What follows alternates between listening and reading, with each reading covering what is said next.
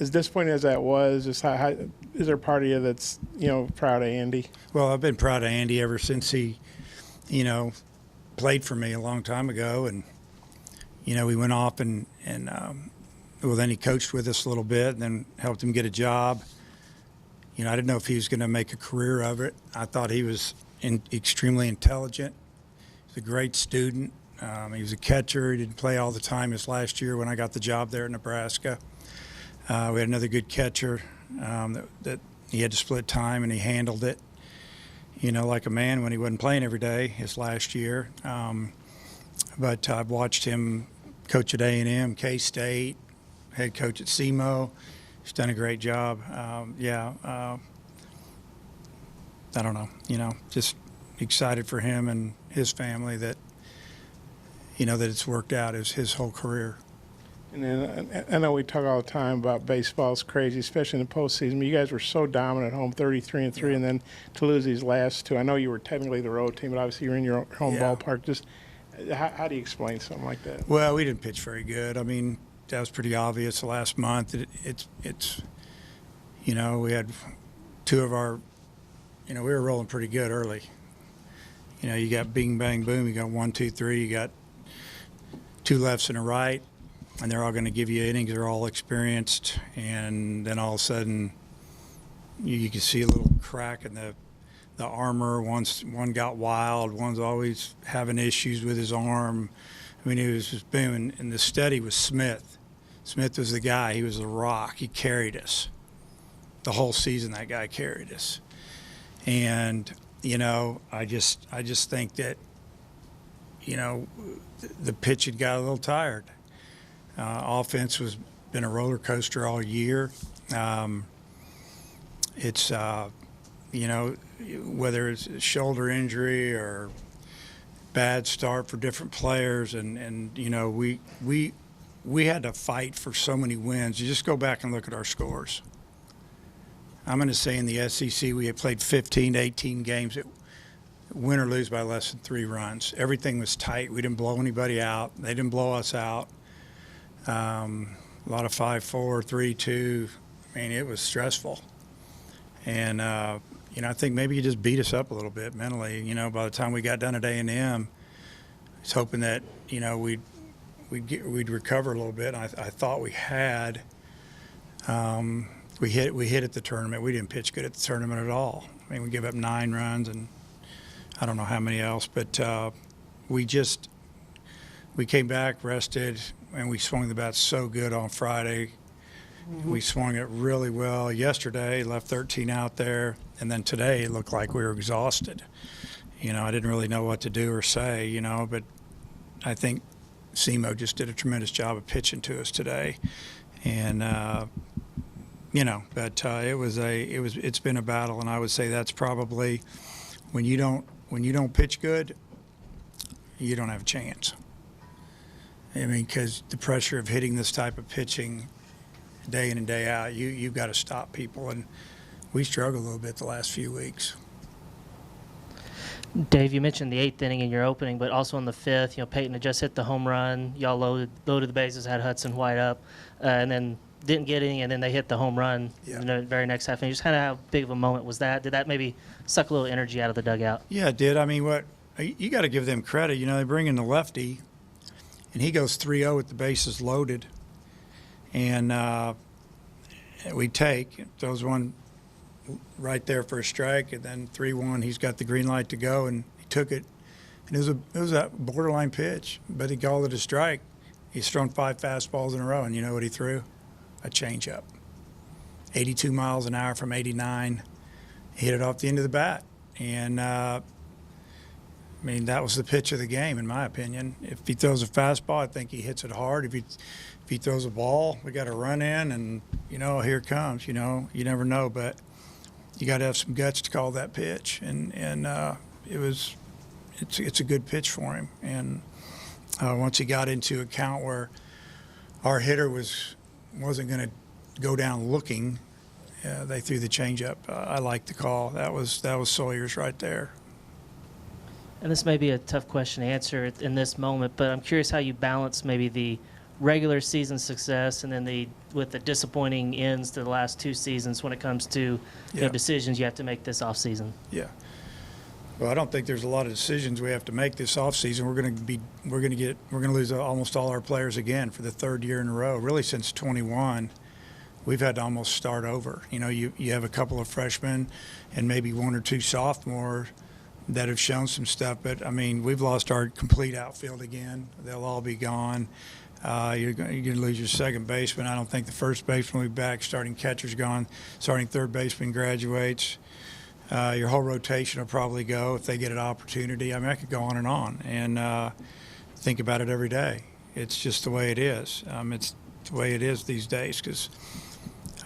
So we've got kids coming in. We're going to get hit in the draft again. Last year, the draft killed us, absolutely killed us. And we lost 4 freshmen last year that would have been freshmen on this team, and they got $11 million total for all 4 of them. Now you're just hoping to get a couple of them. Just get one of them. We didn't get any of them. So that's our battle. We know it. And, we got some good young guys in the program that are going to get better and gain some experience. But we got to get more. We got to have more. So we'll be working hard. What changed for Gage in the 4th inning when he lost it a little bit there? Well, he had the hitter 1-2, or maybe he fouled off a fastball, might have went 2-2, then he decided to throw a breaking ball. It was up. Just like in the first inning, he's got a hitter down, he throws the breaking balls up, and he slices it out of the park after 2 quick outs. And, I felt like they were hitting his fastball, had a lot of carry on it, having trouble getting on top of it. But he tried to keep him off balance a little bit. But it was location. He was locating pretty good.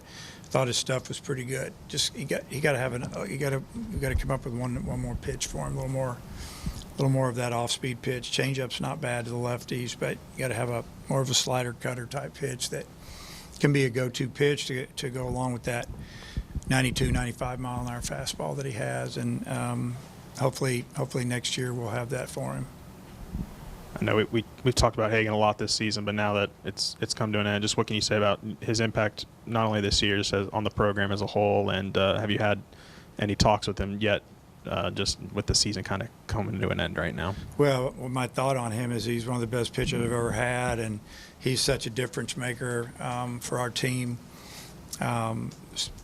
Just without him, pretty much taking us 5, 6, 7 innings in game 1 of every SEC series, and giving us an opportunity to save our bullpen. And most of the time we end up winning that game.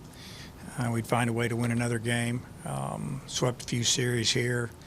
You take him off our team, and we're just really average. And that's the way it is. One guy can make a difference. And you got kids that are jumping around in the portal, and teams are paying these kids, and somebody is, and you snag a guy and he pitches you to the World Series, or he hits you to the World Series. It happened last year, and there's some of that going on. It's about who can get a break now and get an older kid to come in here and fill in. And I look at SEMO's team. That's one of the oldest teams we've played all year by a lot. Right fielder's 24 years old, a couple 23-year-olds, a 22-year-old. Now they have a freshman playing second base that hit a home run today, and that's rare these days, especially in the mid-majors. They've been really old, and that's what you get. But you take Hagen Smith away from us, and we're just pretty average. We fielded the ball really good this year. I think we've probably fielded 982, which is probably in the top 3 or 4 in the country. We didn't make very many mistakes. 3/4 of the season we didn't walk anybody, and that's why we won a lot of games. We just played really solid baseball. We weren't real exciting to watch, so to speak, all the time, unless you like pitching and defense. But that's what we had. And that outfield we lost off that 23 team. Jared Wagner in left, Josenberger, Borfin. You got a left, a right, and a switch, and they can all hit it over your head, and they can all play defense. And the outfield this year, they all hit 7, 8, 9 in the order, a lot of them. Very rare. Usually those guys are going to be middle of the order, and we got to get that right. So we're working on it. I could go on and on about personnel and what we got to do for the future, because my mind's already hitting there, and it never really leaves there. It leaves there to come to the field and practice, play games, but I mean, you got to look down the road a year or two. But Hagen Smith, I have talked with him, and you know, he's going to be a high first-round pick, so to speak. I think the hay was in the barn, even though his last couple outings weren't great. If he'd have had 2 great outings, you know, it might have messed up some people, but he'll be I think he'll be one of the top 10 picks. You know, could be second, third, could have been first, might be 5th or 6th, probably would be my guess. And I honestly just think he ran out of gas, even though we rested him a lot this year. We kept an inning back from him. You know, we were hoping to get it last night. It didn't happen. You know, you just don't see a big looping curve like that very often. Yeah. How much of that play in it? It's just so rare. Yeah, you don't see too many curveballs in the low, mid-60s. You know, usually the lowest one you'll see might be 70, 71, 72. It was a true curveball, the old curveball. And then there's a slurve and a slider and a cutter, you know, but just that pitch is really different. I mean, and then the kid was throwing at 89, 90 miles an hour with some run on the right-hand side. You know, it's like Stovall said, it makes it look a little harder than it is when you're kind of trying to set on that thing a little bit, and, you know, you have to guess, and then he throws you the fastball so you can't swing. And if you're guessing fastball and you get the breaking ball, you can still get you a swing or 2 out of it, and he did. And, you know, we lined out the left field. We were running a runner on a play with 2 outs. We lined out to center. I mean, McLaughlin hit him twice hard and didn't get a break, and then the worst ball he hits all day, he gets a single. I mean, that's the way the game works sometimes. So, yeah. Andy actually credited his pitching coach for that changeup. Yeah. See, I mean, I'm sure you guys asked him about it. A lot of people probably don't know what pitch it was. They just come to watch baseball. But I was like, wow, he just threw a changeup. And I can remember doing that many a time against teams that were powerful in situations like that. He might have been part of one of those teams. And sometimes you got to do it. You give up a walk compared to giving up a grand slam or a bases clearing double. And that was a good call. He said the other day that the fact that you admitted that you rode him like a mule that one year maybe like propelled him. Like, is that, I don't know, what did it mean to you to maybe set his career in motion doing that? Yeah. My wife gave me a hard time about that the other night when she read that. But that's Andy. You know, Andy's really funny, kind of dry sense of humor. And, you know, that's one of his lines, bring me back to my Nebraska days or working with Coach Childress, and because he was the king of the one-liners, pretty funny guy. But I was hard on him because I thought first off, I thought he could take it and it was going to make him better. But I know when to leave him alone, too. I know when to pat him on the back. But he's done a really good job because I don't think a lot of people thought he was going to stay in coaching. The guy's like a 4.0 student.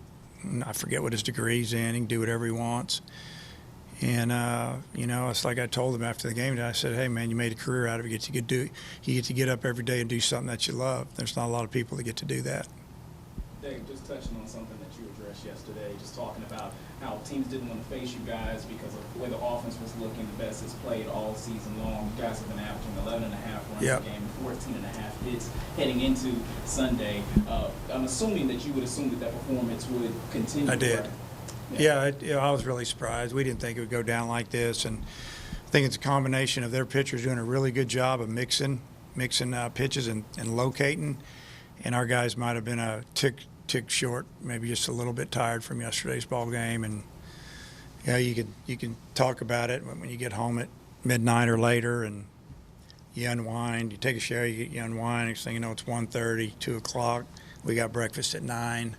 We're having a scouting report. You know, it just, you know, maybe I learned something. Maybe you just let them sleep in until 12 o'clock and tell them to show up, and we'll do it like we do in summer league and just play. You know, but I just felt like we were just slow.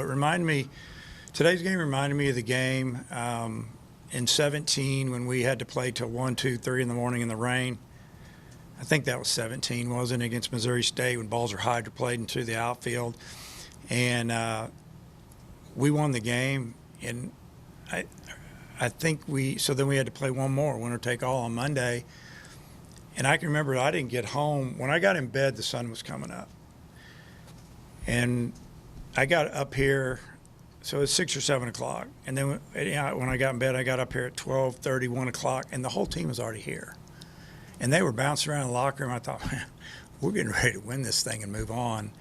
And it just didn't happen. We couldn't hit. And they had already thrown their better pitchers. We just couldn't hit. I just felt like I kind of saw that today a little bit. It reminded me of that a little bit.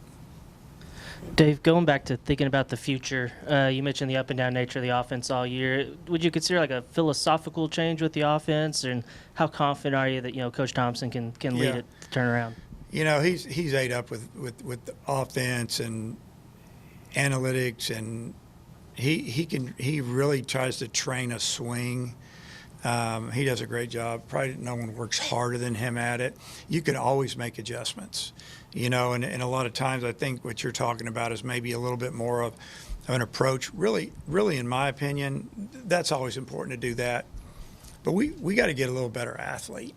We can't just have 8 guys that hit homers. I like guys that hit doubles, and I like guys that hit homers, but you got to have some guys that can run too, and you got to be able to create some offense the days the wind's blowing in or they're really good on the mound and you're having trouble making contact. And that's something that we want to do, and we're trying to get the right players. The 4 guys that we lost last year that were high school kids, those kids could all really run and they could hit and play.